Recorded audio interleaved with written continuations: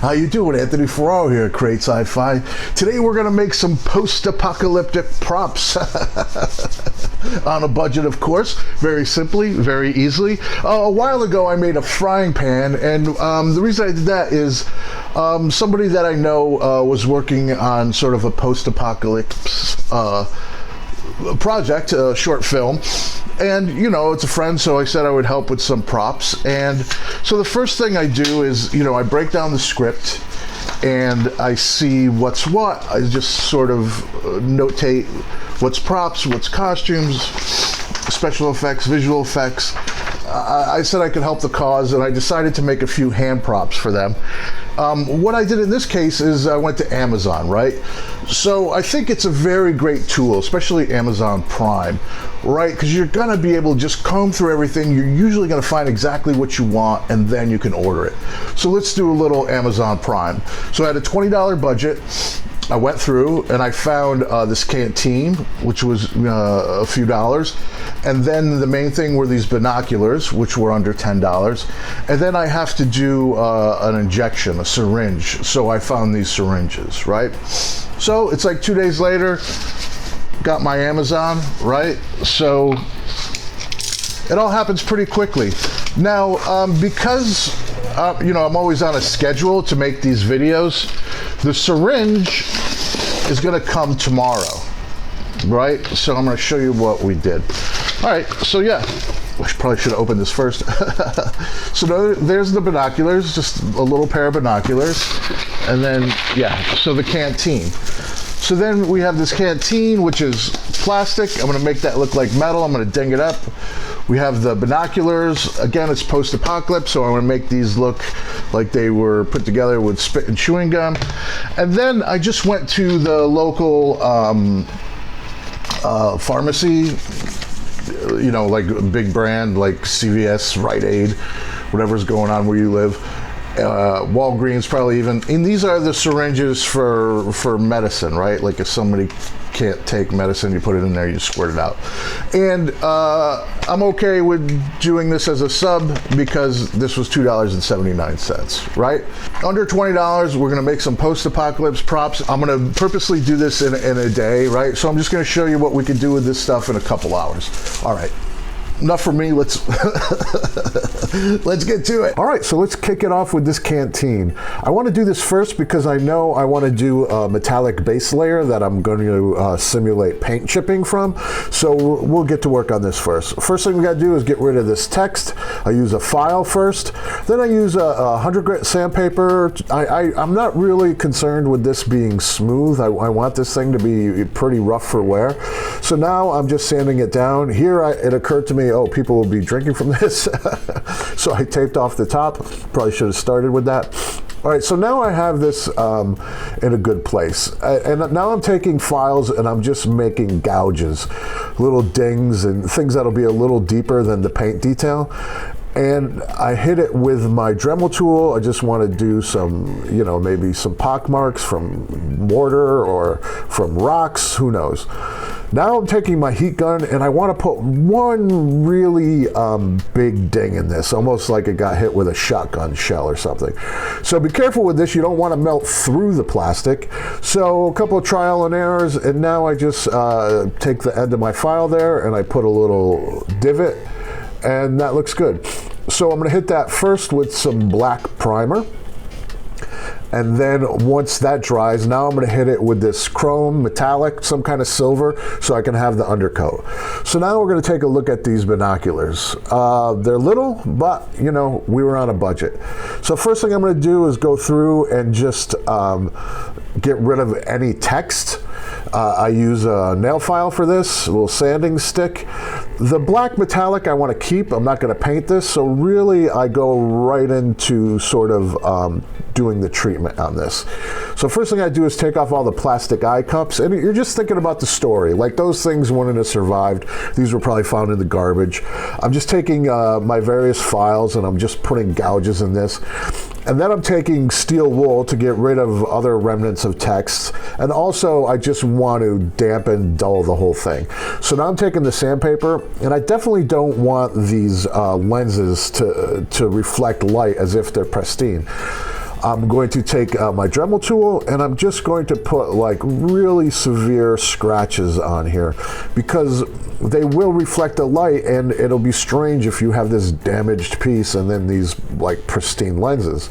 So here I'm just taking gouges, and I'm going to go over the whole thing with steel wool. That's just to make sure that the whole thing is muted, right? I don't want any shiny surfaces. And then again, with the story, I'm thinking, okay, well, you know, put things together with duct tape, right? So I start taking some strips, and I just randomly put on some duct tape where there maybe would have been some repairs, or maybe just trying to keep this thing going because it's the post-apocalypse, you got to salvage things. And now I'm taking some electrical tape. And again, just these layers, you're just trying to tell a story with these things, right? If you see these in the character's hands, you probably won't realize it, but in the back of your mind, you're thinking, you know, this guy's trying to survive. He's doing everything he can, or she can. In this case, it's a man, but it could be a woman as well. All right, so what I'm going to do now is rough up that tape. Same thing like the lenses. So that tape wouldn't have been put on yesterday when we're seeing our film. And then the string around the neck to hold the binoculars, I got rid of that because that probably would have been lost. And it seemed appropriate to use like an old bootlace, which is something that the character probably would have found laying around. So put that in there, and I'm liking that. And since I'm not going to paint this, what I'm doing here is I'm taking some rub and buff, and we're just going to help this prop read better on camera. It's black, it's metallic, but if we just really carefully on the edges here, where places where it could have got rubbed off, put the rub and buff, that's really just going to help this prop catch the light and just read better on film. And, you know, it helps us tell our story. It makes it look like it's a lot older. I mean, it's all about the layers. And here, same thing with this string. It wouldn't be a brand new string, right? So I'm just taking some sandpaper and a file, and we're just roughing up this string so it looks like it's part of this prop, part of this world. That looks good. All right, so now I'm going to move on to the syringe. Now the syringe was fun because this is something I understood how to do in theory, but I never actually made this. So first thing I'm going to do is take this plastic from a mechanical pencil, and that's going to be my interior. That's going to be the green goo, right? Because it's alien, zombie, so green seemed appropriate. I'm going to make the needle out of a clothes hanger because that'll give me a blunt tip, and it's just right about the right size. And it's probably a little bigger, but again, film, we want that to read, so a little thicker than what's real is better. So now I'm taking the Sharpie, and the Sharpie is going to be the plunger, and what that's going to do is it's going to wrap around the pencil, and when we plunge that down, it's going to give the illusion that that liquid is going into the needle.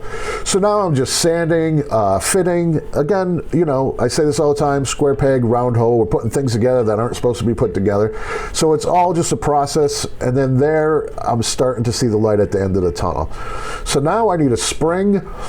I just take a spring out of this ballpoint pen, and, you know, square peg, round hole, just said that. So of course it's not the perfect size.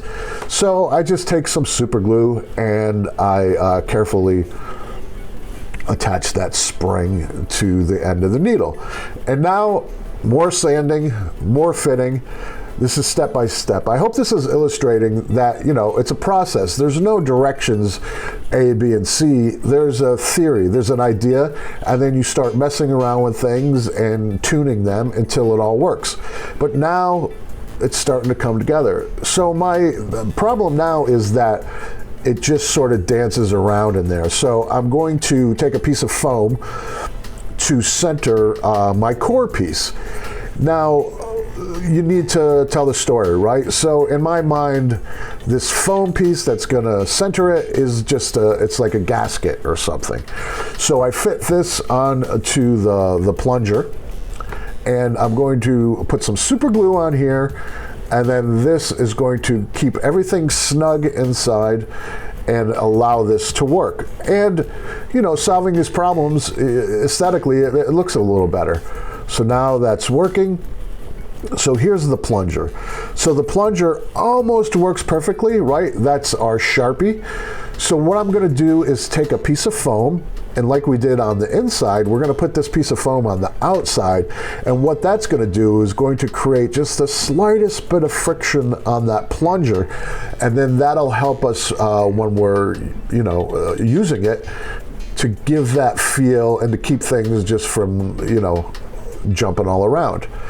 So now I just want to clean that up. So I'm just taking my sanding stick, my emery board, and I'm just going to go around the edges so that looks like it's a gasket that was made for that. And then I just hit it with the heat gun, and the heat gun will just get rid of all those ragged edges and unify the whole thing and just make it tighter. And then there's just the slightest bit of resistance, and that looks great. All right, so now back to the canteen. So what we're gonna do now is we're just gonna take some toothpaste, and we're gonna put some toothpaste on here where we presume that paint will have chipped off. Now, you know, people use latex, they use mustard, and then that's the paint, the camouflage green that we're gonna paint the piece. Or other things that you will rub off with the paint. I use the toothpaste because, as you see here, it's water soluble. Vaseline leaves a residue. Latex, you gotta pick at it.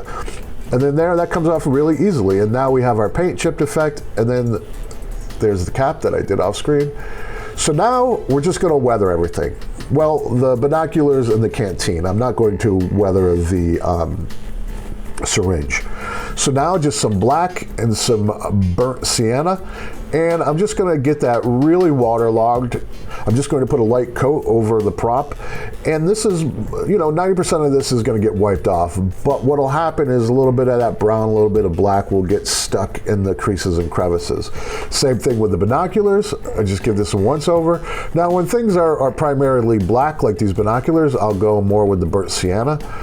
And then we give a coat to this string, again, to put a little life into that string, like we just found it, you know, in the dirt, and put it around our necks, and just pat that off with the paper towel. And there's the final pieces. I'm really happy with the way that those turned out. We want to just lock that in with a clear coat. And then here's the beauty shots. That canteen, it looks metallic. Here's the syringe. Now that green really pops.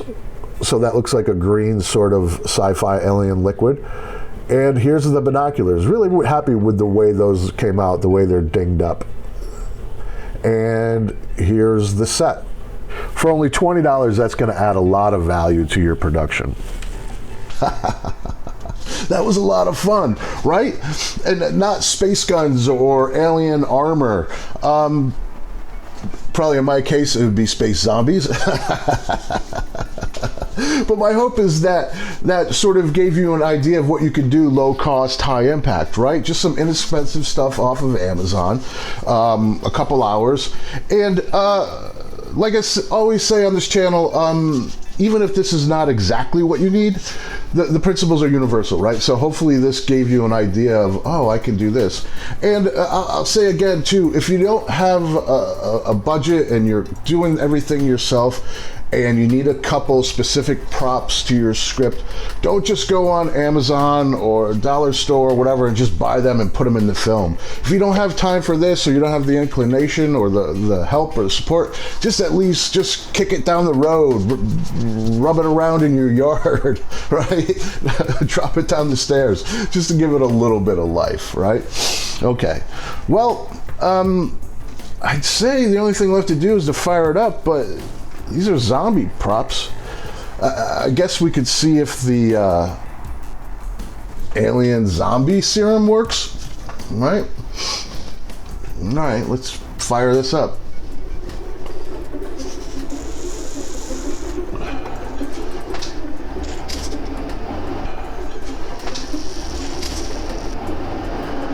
Oh, whoa.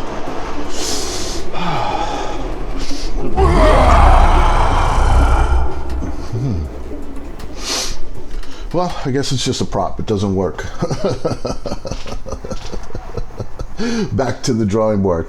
Well, as always, I hope you found this video useful. Please like, share, subscribe, leave a comment. I love to read the comments.